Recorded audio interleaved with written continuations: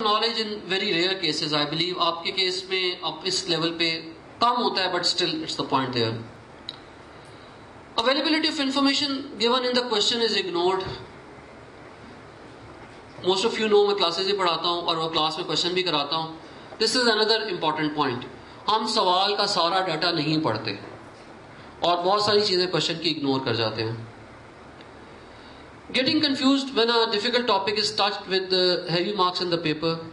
Getting relaxed in easier questions and making calculation mistakes. Last attempt में process का सवाल आया. It was an easy question, would you believe it कि वो question आ सकता था. ठीक है. इसी तरह अगेन ये मेरा पर्सनल ओपिनियन है, इसका वो नहीं है, कोई इसमें एविडेंस नहीं है कि मेरा पर्सनल ओपिनियन है. चूंकि मैं डी की कॉस्ट भी पढ़ाता हूँ और एफ की मैनेजमेंट पढ़ाता हूँ कि एग्जामिनर एक ही है जो डी का कॉस्ट का पेपर भी बनाता है और एफ का मैनेजमेंट का पेपर बनाता है. मुझे वो नजर आता है, क्वेश्चंस में नजर आता है, पेपर सेटिंग में नजर आता है. I can see it. मैं हमारा जो पॉइंट करना चाह रहा था वो ये कि जो उसने मॉड्यूल डी में भी लास्ट अटेम्प्ट में क्वेश्चन पूछा सीपीआर का, वो क्लास असाइनमेंट का वो क्वेश्चन था जो पेपर में सीपीआर पढ़ते हुए हम दूसरे दिन या तीसरे दिन क्वेश्चन सॉल्व करते हैं. वो मॉड्यूल डी के फाइनल एग्जाम में आया हुआ था और ये क्वेश्चन भी था. बट आई थिंक ये जो पॉइंट मैंने यहाँ किया ये मिसिंग था.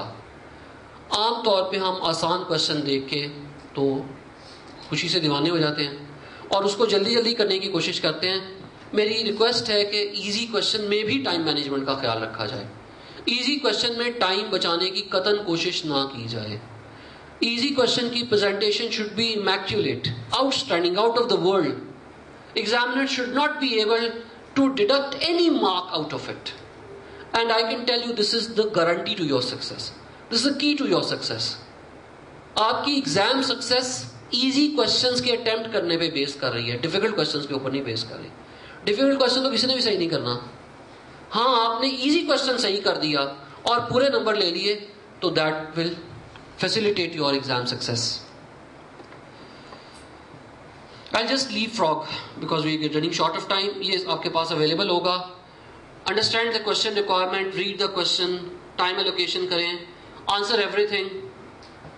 Don't waste time single, be fast on calculator and please do it. This is the key now.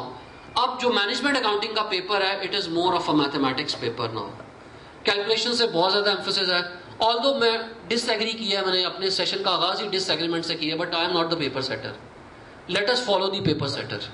तो पेपर सेटर चाहता है कि आप लंबी लंबी कैलकुलेशंस करें, तो you have to be good at calculator. I am not sure about the firms today, but when I joined the profession in 1990, तो हमें कैलकुलेशन कास्टिंग करते हुए जो कैलकुलेटर के ऊपर देखने की इजाजत नहीं होती थी. ये ट्रेनिंग का पहला असूल होता था कि हमें टोटल बैलेंस शीट के टोटल मैनुअल किया करते थे. सो बैलेंस शीट का टोटल करते हुए कैलकुलेटर को देखने की इजाजत नहीं होती थी. पेपर को देख के कैलकुलेटर का यूज किया करते थे. अनफॉर्चुनेटली वो स्किल आज भी रिवाइव करने की मैनेजमेंट अकाउंटिंग के पेपर में जरूरत है. Because calculations are too much and those have to be done in a very short time. So you need to develop your skill on calculator. ठीक है sir. Tragic enough but it's a fact, let's face it. Where there are calculations there are marks, so let's give those marks. Answer को properly plan करें. I just leave frog these things. ये आप सबके पास available हो जाएगी. So that's it. चलें जी, ये तो था एक ओवरव्यू. ठीक है जी. So now let's jump on to the main area. हम ऑलरेडी लेट हो गए हैं. Let's start our discussions with short-term decision making.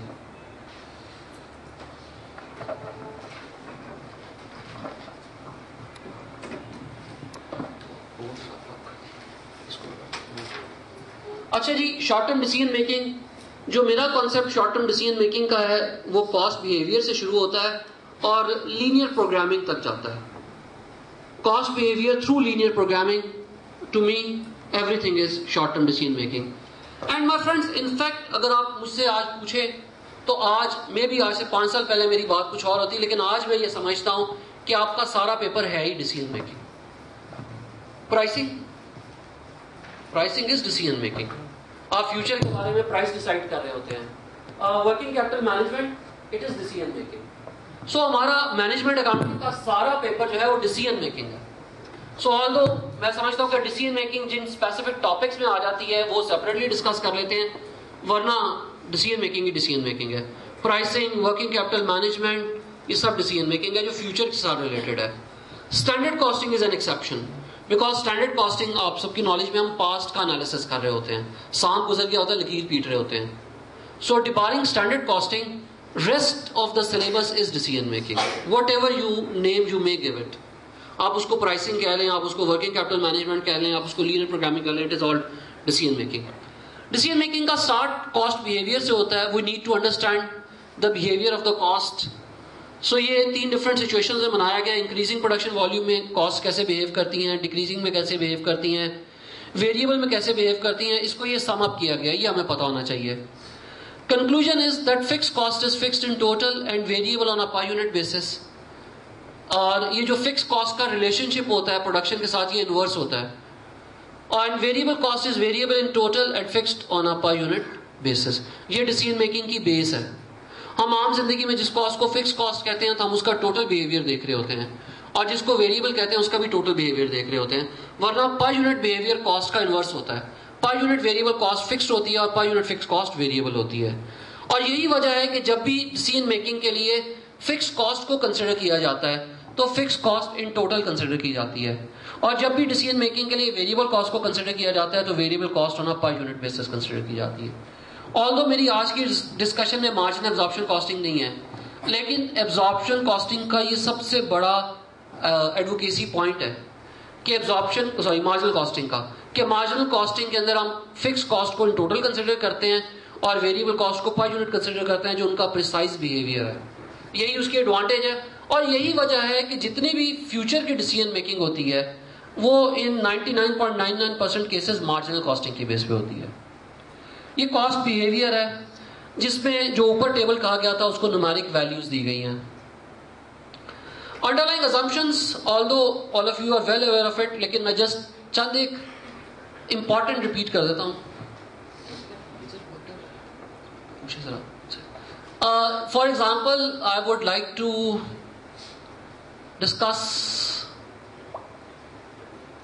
number 1, behavior cost and revenues are always determined with reasonable accuracy.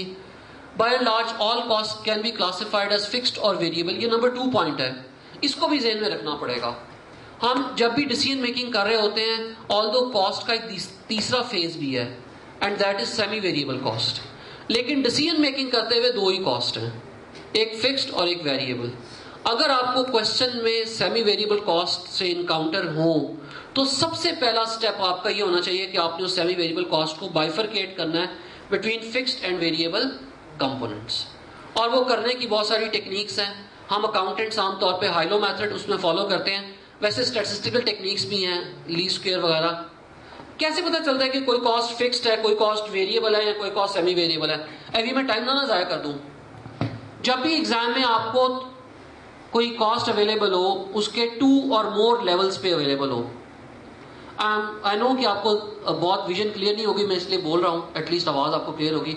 जब भी कोई कॉस्ट 2 लेवल्स पे given हो तो आप अलर्ट हो जाएं कि ये सेमी वेरिएबल कॉस्ट हो सकती है। उसको वो फिक्स्ड है कि नहीं है ये तो पता चल जाएगा।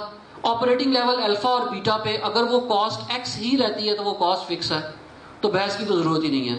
लेकिन अगर ऑपरेटिंग लेवल अल्फा पे कॉस्ट एक्स है और ऑपरेटिंग लेवल बीटा पे कॉस्ट वाई है तो आप ये डाउट क्रिएट हो गया कि ये वेरिएबल है कि सेमी वेरिएबल है।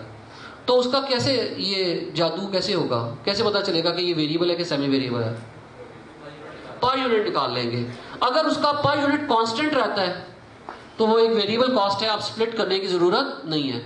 लेकिन अगर पर यूनिट चेंज हो रहा है तो अब आपको कुछ भी करने से पहले सबसे पहले आपको सेमी वेरिएबल कॉस्ट को स्प्लिट करना है। सो ये पॉइंट डिसीजन मेकिंग में ध्यान में रखिएगा।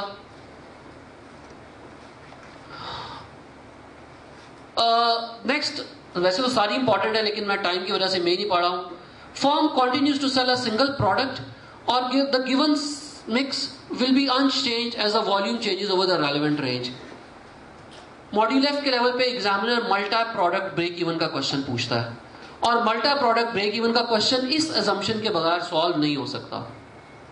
हो तो सकता है लेकिन हमारी चार्टर्ड अकाउंटेंसी की एम्बेड के अंदर फॉलो नहीं करता, उसके लिए और स्टैटिस्टिकल टेक्निक्स यूज करनी पड़ती हैं। सो हमने अगर चार्टर्ड अपनी अकाउंटिंग के एम्बेड में रहना है तो ये हमें ये असम्पशन बिल्कुल